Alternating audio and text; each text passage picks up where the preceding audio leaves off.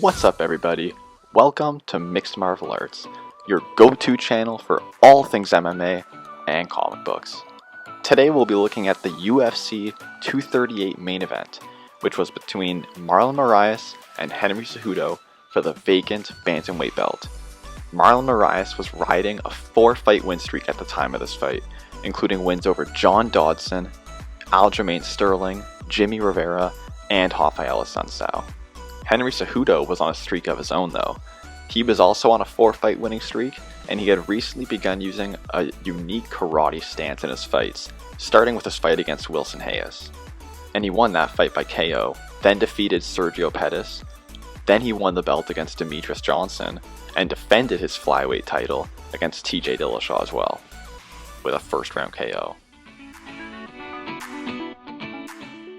Cejudo was seeking a title in a second weight class, the bantamweight division, in this fight, after TJ Dillashaw, his most recent opponent, was stripped of the belt.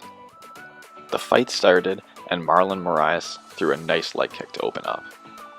Henry Cejudo was using his karate stance in this fight again, which he had so much success with in his recent fights, but it does open you up to a leg kick. Being the great striker that he is, Moraes was targeting Cejudo's legs. Moraes was also quick, and he went for another powerful high kick, but Cejudo did a good job of moving out of the way for a leg kick of his own. Eventually, Cejudo did manage to get a hold of Moraes' leg, but Moraes was able to get up fairly quickly. Now back on his feet, Moraes threw another nice 3-punch combination, and his leg kick started to land. Moraes just barely missed with this head kick. He tried landing another low kick, but Cejudo avoided this one. But he wasn't so lucky the next time. Moraes landed 2 punishing leg kicks in this sequence. He followed this up by folding Cejudo for a second with a hard body kick. And Cejudo's combinations weren't landing either, although Cejudo did have a bit of success with this combination. Yet Moraes went back to his leg kicks and landed another devastating one.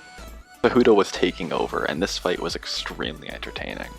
Here, Cejudo throws a nice cross jab and a hook, then throws a big overhand right.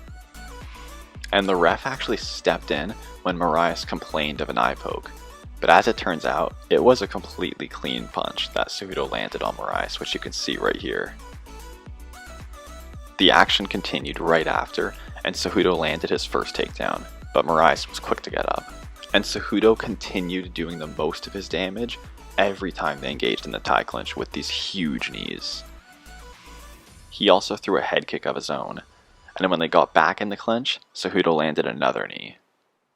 The two would clinch again soon after, and Cejudo's wrestling dominance was clear from this position. He attempted to submit Moraes, and this led to the fight going down to the ground, and he was quite close to actually locking up this submission. Moraes managed to slip out of it, but Cejudo kept him down on the ground and landed some hard punches to his face. And once Cejudo started landing these elbows, it was the beginning of the end. This was an incredible fight that I still really in the second round and apply non-stop pressure on him. And thus, Triple C was born. But how difficult was this win for Henry Cejudo really? Moraes won the first round of this fight convincingly with his superior striking. Cejudo tried to shift the fight towards his strengths by taking Moraes down, but he wasn't able to hold him there. And the story of this fight early on was Moraes' leg kicks. Yet as Henry Cejudo started applying the pressure on Marlon Moraes, that's when he started to one of the more significant aspects of this fight, and really contribute below. And let me know what